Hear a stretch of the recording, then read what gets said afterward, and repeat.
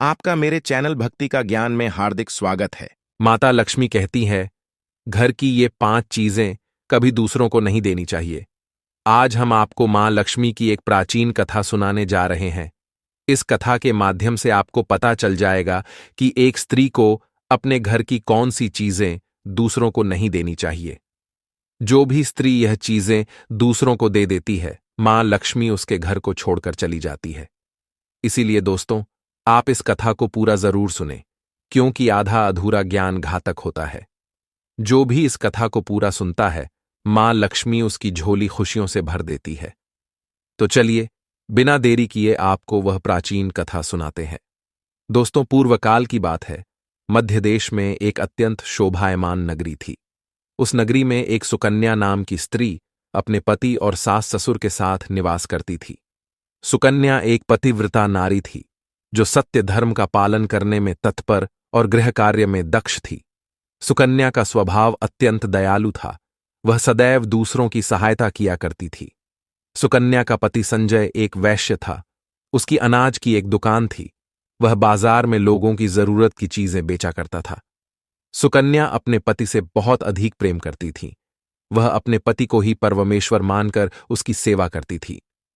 सुकन्या नित्य पति से पहले जागती थी, अपने घर का आंगन को स्वच्छ करती थी, फिर रंगोली बनाकर आंगन की सजावट करती थी।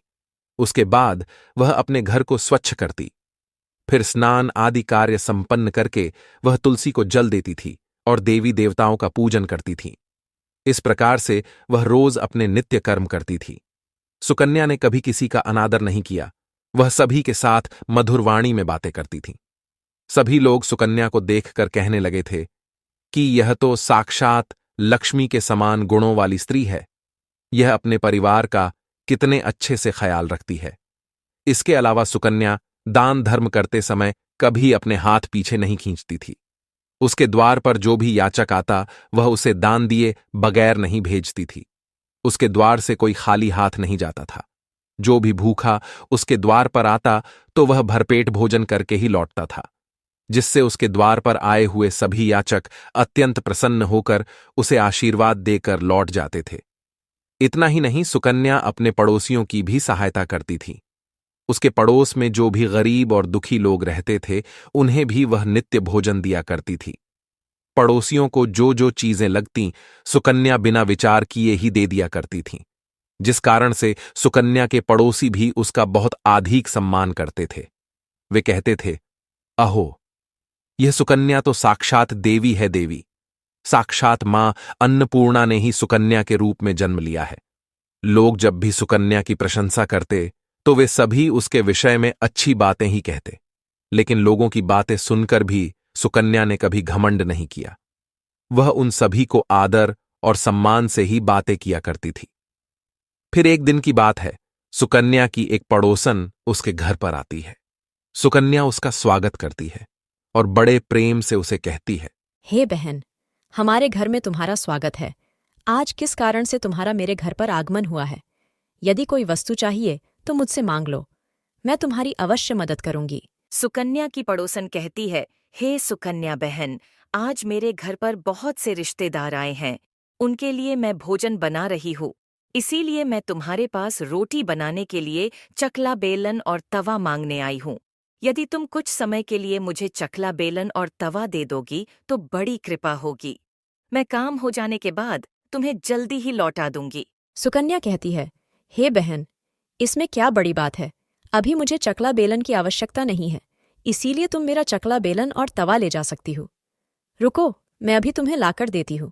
फिर सुकन्या रसोई घर में जाती है और रसोई घर से चकला बेलन और तवा लाकर उस पड़ोसन को देती है। तब पड़ोसन कहती है, हे बहन, तुम्हारा बहुत बहुत धन्यवाद। आज तुमने मेरा काम सफल कर दिया। मैं अपने मेहमानों को भोजन कराकर तुम्हारा चकला बेलन जल्दी से लौटा देती हूँ। सुकन्या कहती है, हे बहन, चिंता की कोई बात नहीं है। जब तुम्हारा कार्य पूर्ण हो जाएगा, तब तुम मुझे लौटा देना। फिर वह पड़ोसन सुकन्या का चकला बेलन और तवा लेकर चली जाती है। कुछ समय बाद अन्य एक स्त्री सुकन्या के घर पर आती है। सुकन्या उसका भी प्रेम से स्वागत करती है और पूछती है, पधारो बहन, आज तुम्हें मुझसे क्या काम है? संकोच ना करो और बताओ, तुम्हें मुझसे क्या चाहिए? मैं तुम्हारी मदद जरूर करूंगी। तब वह स्त्री कहती है, हे बहन, मेरे घर में बहुत गंदगी हो गई है और मेरे घर को साफ करने के लिए मेरे पास कुछ भी नहीं है। इसीलिए मैं तुम्हारे पास झाड़ू मांगने के लिए आई हूँ। यदि तुम्हें कोई समस्या ना हो तो कृपा करके मुझे अपने घर की झाड़ू दे दो। मैं अपना घर साफ करके तुम्हें झाड़ू लौटा दूंगी। सुकन्या बिना विचार किए ही कहती है, हे बहन, बस झाड़ू ही तो है, इसमें क्या समस्या हो सकती है? तुम रुको, अभी मैं तुम्हें अपने घर की झाड़ू लाकर देती हूँ। इतना कहकर सुकन्या घर के अंदर जाती है और झाड़ू लेकर आती है और उस स्त्री को दे देती है। वह स्त्री सुकन्या के घर की झाड़ू लेकर चली जाती है।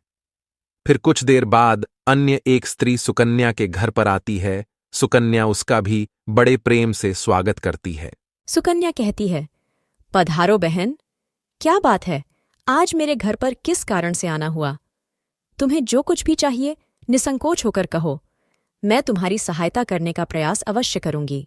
तब वह स्त्री कहती है, हे सुकन्या बहन, तुम बड़ी दयालु हो। मैंने तुम्हारे बारे में बहुत सुना है और तुम सभी की मदद करती रहती हो। इसीलिए मैं तुम्हारे पास एक छोटी सी मदद मांगने के लिए आई हूं। सुकन्या कहती है, हे बहन, संकोच ना करो, तुम्हें जो कुछ भी चाहिए मांग लो। यदि मेरे बस में होगा तो मैं मना नहीं करूंगी, मैं तुम्हारी सहायता अवश्य करूंगी। तब वह स्त्री कहती है, हे सुकन्या बहन, आज मेरी बेटी को देखने के लिए लड़के वाले आ रहे हैं, इसीलिए मैं चिंता में हूं। मेरे पास पहनने के लिए एक भी गहना नहीं है, तो मैं अपनी बेटी को क्या दूं? उसके पास पहनने के लिए अच्छे वस्त्र भी नहीं है। इसीलिए कृपा करके मुझे आप थोड़े गहने और वस्त्र उधार में दे दीजिए, केवल एक दिन के लिए। जब लड़के वाले देखकर चले जाएंगे तो मैं तुम्हारे गहने लौटा दूंगी। उस पड़ोसन की बात सुनकर सुकन्या कहती है, बस इतनी सी बात? हे बहन, तुम चिंता मत करो, तुम्हारी पुत्री मेरी छोटी बहन के जैसी है, उसकी सहायता मैं अवश्य करूंगी। मैं अभी तुम्हें मेरे गहने और साड़ी देती हूँ, जिसे पहनकर तुम्हारी पुत्री राजकुमारी लगेगी। फिर सुकन्या अंदर जाती है, गहने और साड़ी लेकर आती है और उस पड़ोसन को दे देती है। वह पड़ोसन प्रसन्न होकर सुकन्या के गहने और साड़ी लेकर चली जाती है। फिर शाम हो जाती है और अन्य एक पड़ोसन सुकन्या के घर पर आती है। सुकन्या उसका भी बड़े प्रेम से स्वागत करती है और कहती है, पधारो बहन, आज किस कारण से मेरे घर पर आना हुआ? बताओ, मैं तुम्हारी किस प्रकार से सहायता कर सकती हूँ? तुम्हें जो कुछ चाहिए निसंकोच होकर कहो, मैं तुम्हारी मदद जरूर करूंगी। वह पड़ोसन कहती है, हे सुकन्या बहन, तुम बड़ी दयालु हो और तुम सभी की मदद करती हो, इसीलिए मैं तुम्हारे पास आई हूँ। मेरा बच्चा भूखा है और उसे पिलाने के लिए दूध नहीं है, इसीलिए मैं तुम्हारे पास दूध मांगने के लिए आई थी। अगर थोड़ा सा दूध मिल जाता तो बड़ी कृपा होती। सुकन्या कहती है, अरे बहन, इसमें कौन सी बड़ी बात है? लो, अभी मैं तुम्हें दूध दे देती हूँ। सुकन्या रसोई घर में जाती है और थोड़ा सा दूध लेकर आती है और उस पड़ोसन को दे देती है। वह पड़ोसन प्रसन्नता से उस दूध को लेकर चली जाती है।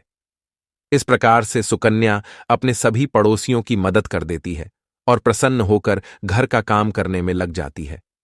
फिर रात होते ही उसका पति घर पर लौट आता है। सुकन्या अपने पति को प्रणाम करती है और उसकी खूब सेवा करती है। रात को दोनों पति पत्नी आनंद से सो जाते हैं। फिर दूसरे दिन वे जागते हैं तो उन्हें एक बहुत ही बुरी खबर कानों पर पड़ती है। एक आदमी दौड़ते हुए सुकन्या के घर पर आता है और सुकन्या के पति से कहता है, हे भाई, कल रात को किसी ने आपकी दुकान लूट ली है, सारा माल गायब है। सुकन्या का पति एकदम से घबरा जाता है और दौड़ते हुए अपने दुकान पर जाता है तो देखता है उसका सारा माल किसी ने लूट लिया है। वह देखता है कि उसके दुकान में रखा हुआ सारा धन भी चोरी हो चुका है।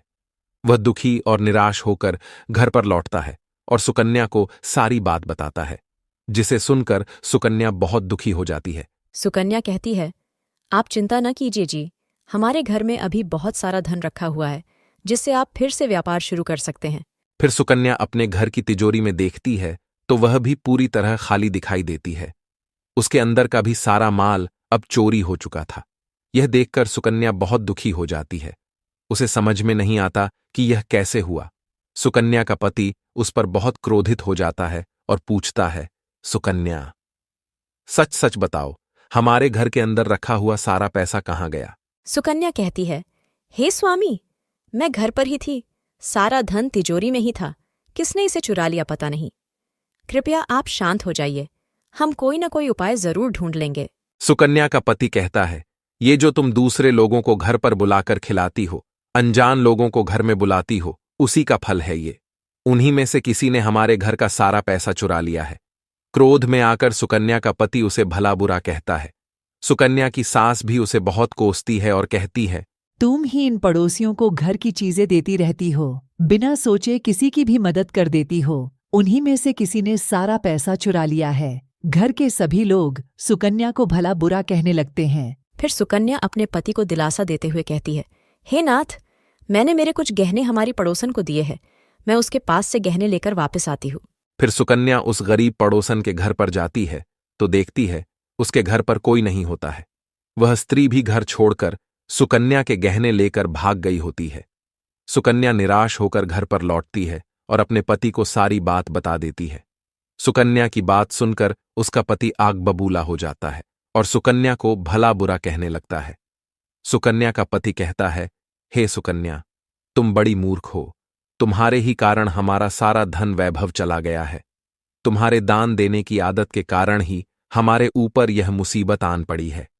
अब तू इस घर में नहीं रह सकती, तू अभी इसी क्षण इस घर को छोड़कर चली जा। सुकन्या कहती है, हे नाथ, आपके सिवा मेरा इस दुनिया में कोई नहीं है, मैं आपको छोड़कर कहाँ जाऊं। सुकन्या का पति कहता है, तू कहीं पर भी जा, लेकिन अब इस घर में तू नहीं रह सकती। तेरे ही कारण मेरा सब कुछ बर्बाद हो गया है। तू इस घर में रहेगी तो बचा कुचा सब नष्ट हो जाएगा। सुकन्या अपने पति को हाथ जोड़कर विनती करने लगती है, हे स्वामी, ऐसा ना कहिए, मैंने कोई अपराध नहीं किया है। आपके बगैर मैं जीवित नहीं रह सकती। मुझ दासी को आप घर से मत निकालिए। लेकिन सुकन्या का पति उसकी एक नहीं सुनता है और उसे अपने घर से धक्के मारकर निकाल देता है और कहता है, अब तू इस घर से चली जा और लौट कर मत आना। चाहे तो किसी नदी में कूदकर अपनी जान दे दे, लेकिन अब तू इस घर में मेरे साथ नहीं रह सकती। फिर सुकन्या दुखी होकर रोते हुए अपने पति के घर को छोड़कर चली जाती है। चलते चलते सुकन्या माता लक्ष्मी के मंदिर में जाती है और मां लक्ष्मी से प्रार्थना करते हुए कहती हैं, हे माँ, मैंने ऐसा कौन सा पाप किया है जो मेरी ऐसी दशा हुई है। हे माँ लक्ष्मी, मैं तो नित्य आपकी पूजा करती थी, फिर भी आपने मेरा घर क्यों छोड़ा। कृपया मुझे बताओ माँ, मैंने ऐसा कौन सा अपराध किया जो आप मुझसे रूठ गई हो। फिर सुकन्या वहीं पर बैठकर सोचने लगती है, यदि मेरे पति मेरा स्वीकार नहीं करेंगे तो मैं जीवित रहकर क्या करूं। यदि मेरे ही कारण मेरे पति की दुर्दशा हुई है तो मुझे जीवित रहने का कोई अधिकार नहीं है। इतना सोचकर सुकन्या अपने प्राण देने के लिए नदी की तरफ जाने लगती है। नदी के पास जाकर सुकन्या माता लक्ष्मी से प्रार्थना करती है, हे माँ लक्ष्मी, अब मैं अपने प्राण देने जा रही हूँ। यदि मेरे द्वारा तुम्हारी पूजा में कोई कमी रह गई हो तो मुझे माफ करो। मैं अपने पति के बगैर जीवित नहीं रह सकती, इसीलिए अब मैं इस नदी में कूदकर अपने प्राण दे दूंगी। इतना कहकर सुकन्या नदी में कूदने ही वाली होती है कि साक्षात मां लक्ष्मी उस स्थान पर प्रकट हो जाती है। माँ लक्ष्मी सुकन्या से कहती है, रुक जाओ सुकन्या, रुक जाओ पुत्री, तुम यह क्या कर रही हो। सुकन्या आंखें खोलकर देखती है कि साक्षात मां लक्ष्मी उसके सामने खड़ी है। मां लक्ष्मी के दर्शन करके सुकन्या बहुत प्रसन्न हो जाती है और मां को बारंबार नमस्कार करते हुए कहती है, हे माँ लक्ष्मी, मुझे क्षमा करो, मैं बहुत बड़ा पाप करने जा रही थी। देवी लक्ष्मी कहती है, हे सुकन्या, मनुष्य को स्वयं अपने प्राण नहीं लेने चाहिए, यह महापाप है। ईश्वर ने जो शरीर प्रदान किया है उसे ऐसे नष्ट नहीं करना चाहिए। सुकन्या कहती है, हे माँ, मैं विवश हूँ, मेरे पति ने मेरा त्याग किया है और स्त्री को अपने पति को छोड़कर नहीं रहना चाहिए। मैं अपने पति को छोड़कर जीवित नहीं रह सकती, इसी कारण से अपने प्राण देने जा रही हूँ। देवी लक्ष्मी कहती है, हे सुकन्या, मैं सब कुछ जानती हूँ और यह भी जानती हूँ कि तुम्हारे पति ने तुम्हारा त्याग क्यों किया है। ये सब तुम्हारी ही भूल के कारण हुआ है। तुमने अनजाने में कुछ ऐसा चीजों का दान किया था जिस कारण से मुझे तुम्हारा घर छोड़कर जाना पड़ा। जो भी स्त्री अपने घर की इन चीजों को दूसरों को दे देती है, उनके घर में मेरा वास नहीं होता है। मैं उन वस्तुओं के साथ ही उनका घर छोड़कर चली जाती हूँ। तब सुकन्या कहती है, हे माँ, ऐसी वह कौन सी वस्तुएं हैं? कृपया आप मुझे बताइए। मैंने कौन सी वस्तुओं का दान किया जिस कारण से आपने मेरे घर का त्याग किया है? देवी लक्ष्मी कहती है, हे पुत्री, अब तुम ध्यान से सुनो। मैं तुम्हें उन चीजों के बारे में बताती हूँ जो किसी भी स्त्री को दूसरों को नहीं देनी चाहिए। इन चीजों का दान करने पर मैं उस घर को छोड़कर चली जाती हूँ। हे सुकन्या, सबसे पहली वस्तु है चकला बेलन और तवा। किसी भी स्त्री को अपने घर का चकला बेलन और तवा कभी दूसरों को नहीं देना चाहिए। रसोई घर में इन वस्तुओं का महत्व सबसे अधिक होता है। इन वस्तुओं की पवित्रता सदैव ही बनी रहनी चाहिए। इन्हीं वस्तुओं से भगवान विष्णु को प्रसाद बनाया जाता है और तवे पर बनी पहली रोटी भी गाय को खिलाई जाती है। इसीलिए इन वस्तुओं को हमेशा स्वच्छ और शुद्ध रखना चाहिए। दूसरों को देने पर ये अपवित्र हो सकती है और फिर इनका उपयोग करना अशुभ फल प्रदान करता है। इसीलिए सुकन्या, तुमने अपने रसोई घर के चकला बेलन और तवा अपनी पड़ोसन को देकर पहली सबसे बड़ी भूल की है। आगे माँ लक्ष्मी कहती है, हे सुकन्या, अब तुम दूसरी वस्तु के विषय में सुनो। तुमने अपनी पड़ोसन को अपने घर में रखी हुई झाड़ू ही दे दी। जिस वस्तु में मेरा सदैव वास होता है, जो वस्तु मुझे सबसे अधिक प्रिय है, तुमने उसे ही दूसरे को दे दिया। तो फिर मैं तुम्हारे घर में कैसे ठहरती? हे सुकन्या, जो स्त्री अपने घर की झाड़ू दूसरों को दे देती है, मैं उसके घर को त्याग देती हूँ। झाड़ू से घर की स्वच्छता की जाती है और जहाँ पर स्वच्छता होती है उसी स्थान पर मेरा वास होता है। ध्यान में रखना सुकन्या, घर में झाड़ू को हमेशा छिपाकर रखना चाहिए। झाड़ू पर बाहरी व्यक्ति की दृष्टि भी नहीं पड़नी चाहिए।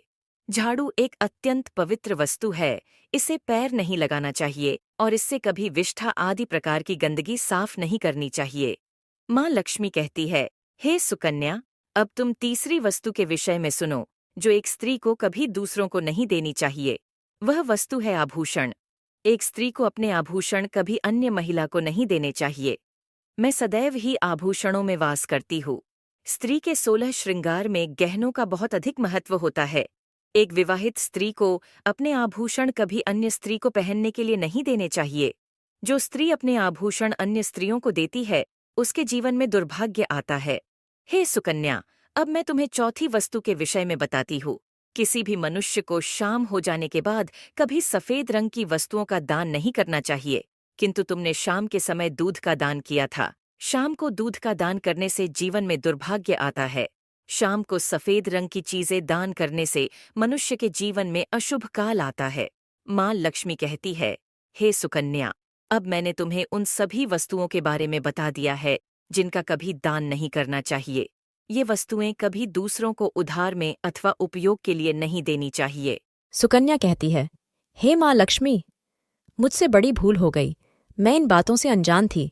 कृपया मुझे क्षमा करो और अब मुझे प्रायश्चित करने का उपाय बताओ। देवी लक्ष्मी कहती है, हे सुकन्या, तुमने प्रायश्चित पहले ही कर लिया है, इसीलिए अब तुम अपने घर पर लौट जाओ। मैं तुम्हें तुम्हारा संपूर्ण वैभव और धन संपत्ति लौटा देती हूँ। इतना कहकर माँ लक्ष्मी उस स्थान से अंतर्ध्यान हो जाती है। फिर सुकन्या भी माँ लक्ष्मी को धन्यवाद करती है और उस स्थान से घर की तरफ जाने लगती है। तभी उसका पति ढूंढते हुए उसी की तरफ आ रहा होता है। वह सुकन्या के पास आकर उससे क्षमा मांगता है और कहता है, हे सुकन्या, मुझे माफ करो। मैंने तुम्हें बहुत भला बुरा कहा था। तुम तो साक्षात देवी के समान हो। माँ लक्ष्मी की कृपा से हमें अपना सारा धन वैभव वापस मिल गया है। जिन लोगों ने हमारा धन लूटा था, उन सभी ने हमारा धन हमें लौटा दिया और तुम्हारा नाम लेते हुए क्षमा मांग ली है। यह सुनकर सुकन्या बहुत प्रसन्न होती है और अपने पति के साथ घर पर लौट जाती है। माँ लक्ष्मी की कृपा से सुकन्या के घर में फिर से सुख समृद्धि आती है और उसके बाद से सुकन्या ने अपने घर की ये 4 चीजें कभी दूसरों को नहीं दी। अगर आपको ये वीडियो अच्छी लगी हो तो लाइक करें और शेयर करें और मेरे चैनल भक्ति का ज्ञान को सब्सक्राइब करें। आपका धन्यवाद।